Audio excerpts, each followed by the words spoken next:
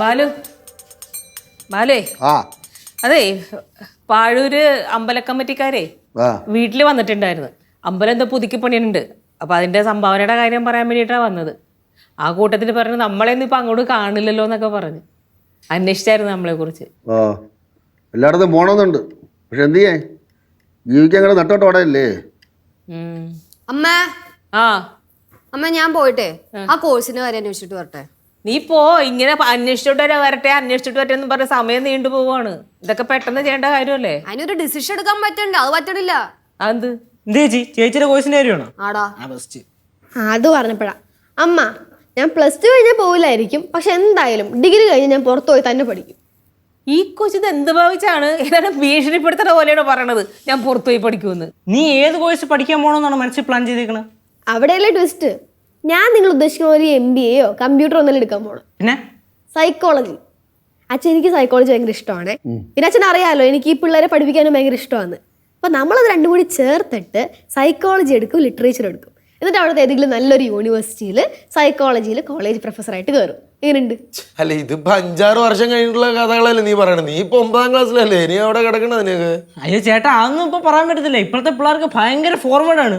എന്റെ ട്യൂഷൻ ക്ലാസ്സിലെ കഥയൊന്നും നീ കൂടുതൽ പറയണ്ട. ഇവന്റെ ഒരു 4 അക്ഷരം കുറെ പിള്ളേരും കേട്ട് മടുത്തടാ. ബാലേ, നമ്മളെ സമയത്തൊക്കെ ഈ 10ാം ക്ലാസ് കഴിഞ്ഞാൽ എന്തിന് പഠിക്കണം ഏതിന് പഠിക്കണം എന്നൊരു ഐഡിയ ഉണ്ടായിരുന്നില്ല അല്ലേ? ശരിക്കും പ്രീ ഡിഗ്രി കഴിഞ്ഞിട്ടുണ്ടെങ്കിൽ നമ്മൾ നേരെ ഡിഗ്രിക്ക് പോകും.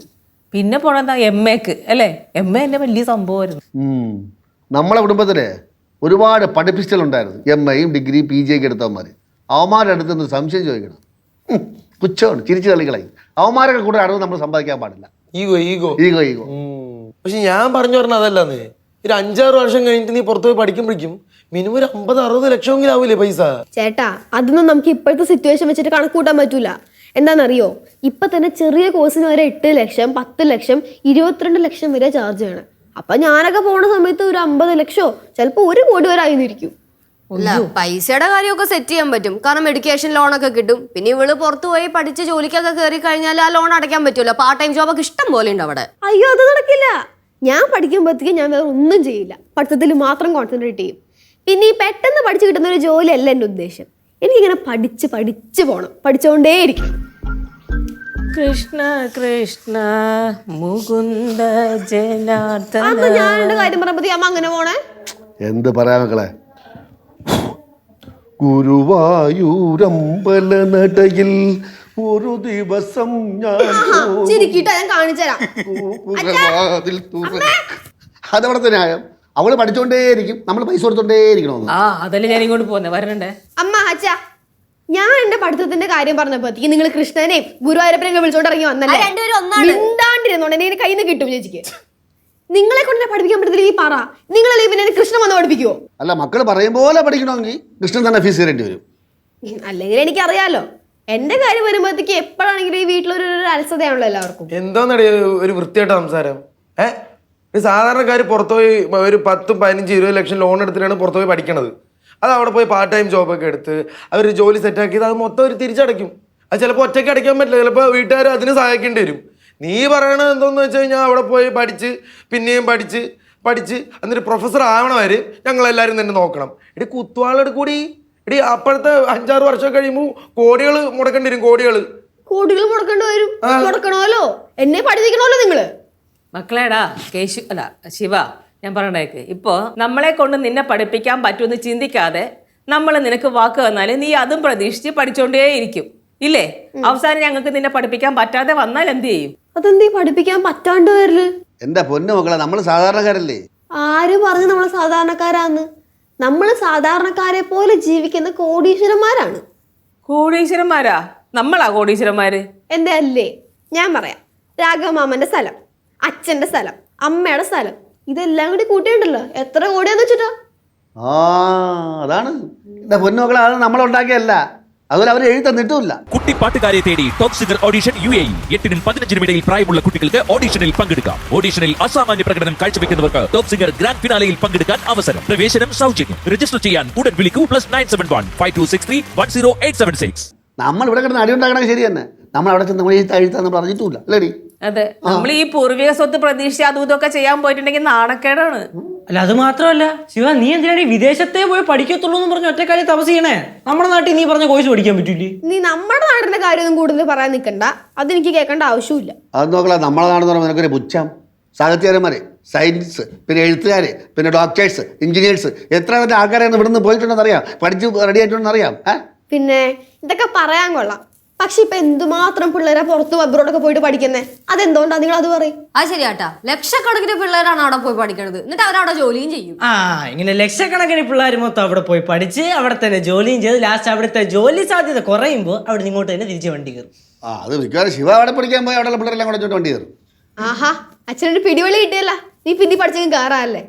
നിങ്ങളെ കൊണ്ട് പറ്റില്ലെങ്കിൽ പറ, ഞാൻ എന്താ ചെയ്തോളാം. ശിവ, നീ ഇപ്പൊ നാളെയൊന്നും പോണില്ലല്ലോ, നീ ഇപ്പൊ എത്രയല്ല 9 ആയിട്ടുള്ളൂ. അത് മര്യാദക്ക് പഠിക്ക്. അമ്മ, ഞാൻ നാളെ പറ്റിയല്ല, ഞാൻ മറ്റന്നാളെ പറ്റിയാണ് ചിന്തിക്കുന്നത്. പിന്നെ അച്ഛനും അമ്മയും ഭാവിയെ പറ്റി ഒരു പ്ലാനും ഇല്ലാണ്ട് ഇങ്ങനെ പോയോണ്ടാണ് നമ്മൾ ഇങ്ങനെ ജീവിക്കേണ്ടി വന്നത്. അതെന്ത് വർത്താനം പറഞ്ഞിട്ട് പോയവള്?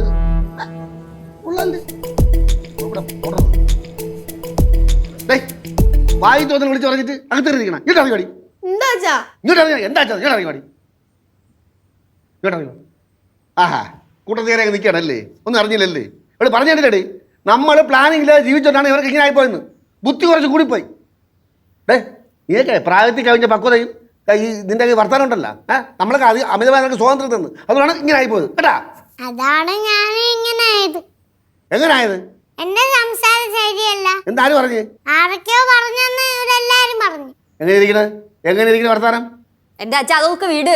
ഇപ്പൊ ഇവള് ചെയ്ത തെറ്റെന്താ? ഇവളുടെ ആഗ്രഹം പറയൂ, അത്രയല്ലേ ഉള്ളൂ. ആ സമയമാകുമ്പോ നമുക്ക് ചെയ്തു കൊടുക്കാൻ പറ്റുന്ന കാര്യമാണെങ്കിൽ നമ്മൾ ചെയ്തു കൊടുക്കും, ഇല്ലെങ്കിൽ ഇല്ല, അത്രേ ഉള്ളൂ.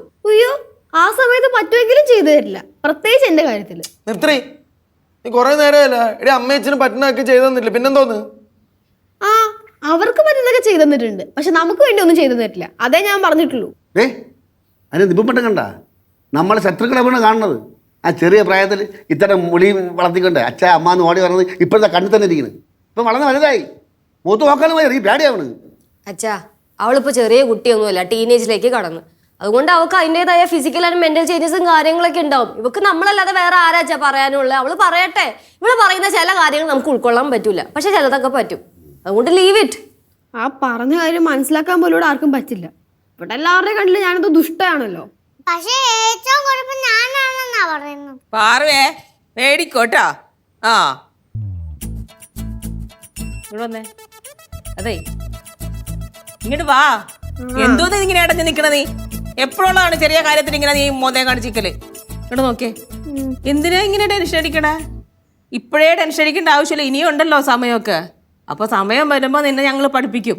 അതിപ്പോൾ ഞങ്ങൾ ജോലി ചെയ്തിട്ടാണെങ്കിലും കടം മേടിച്ചിട്ടാണെങ്കിലും അതും തികഞ്ഞില്ലെങ്കിൽ സ്ഥലമൊക്കെ വിറ്റിട്ടാണെങ്കിലും നിനക്ക് ആഗ്രഹമുള്ള പോലെ നിന്നെ പഠിപ്പിക്കും. അച്ഛനും അമ്മയും നിങ്ങൾക്ക് വേണ്ടിയിട്ടല്ലേ ജീവിക്കണേ? അമ്മ, എനിക്കറിയാം, ഞാൻ അങ്ങനെ പറഞ്ഞല്ല. ഇവിടെ എനിക്ക് ഭയങ്കര ദേഷ്യം, അതുകൊണ്ട് പറഞ്ഞാണ്, അല്ലാണ്ട് അങ്ങനെ ഒന്നും ഉദ്ദേശിച്ച് പറഞ്ഞല്ല. സോറി. അത് കുഴപ്പമൊന്നുമില്ല. നിന്റെ പ്രായത്തിൽ ഇവള് തലയും കുത്തി ഇവിടെ നടന്നുകൊണ്ടിരുന്ന പിന്നെ അപ്പൊ ഈ പറയുന്ന ആളാ? അത് എനിക്ക് അവനെ കൊണ്ട് കുഴപ്പമൊന്നും ഉണ്ടായിട്ടില്ല. ഓഹോ, മോനെ രക്ഷിക്കാൻ അമ്മ എത്തിയല്ലോ. അല്ല, അപ്പോ ശിവ പുറത്തുപോയി പഠിക്കാനും പഠിപ്പിക്കാനും ഒക്കെ തീരുമാനിച്ചല്ലേ? അപ്പൊ പിന്നെ ഇനി UK, ജർമ്മനി, ഫ്രാൻസ് എവിടെയെങ്കിലും ആയിരിക്കും. അവിടേക്ക് ആയിരിക്കും. അങ്ങനെ ആയിരിക്കണമല്ലോ. അല്ല, അപ്പൊ അവിടെ ചെന്ന് കഴിയുമ്പോ ഇനിയിപ്പോ അവിടുത്തെ സിറ്റിസൺഷിപ്പ് ഒക്കെ കിട്ടി അവിടെ തന്നെ അവിടുത്തെ PR ഒക്കെ കിട്ടും, അവിടേക്ക് ആയിരിക്കും. പക്ഷെ എവിടെ പോയാലും നമ്മുടെ കേശുവിനെയും കൊണ്ടേ ഞാൻ പോകത്തുള്ളൂ. അപ്പൊ കഴിഞ്ഞ് ഇത്ര നേരം എല്ലാരും വിദേശത്തായിരുന്നു, തിരിച്ചു വന്ന് കൊച്ചെ അടുക്കള പണിയുണ്ടാകും. അപ്പൊ കേട്ടോ, ഇടക്കിടക്കിടക്കൊന്ന് സഹായിക്കും.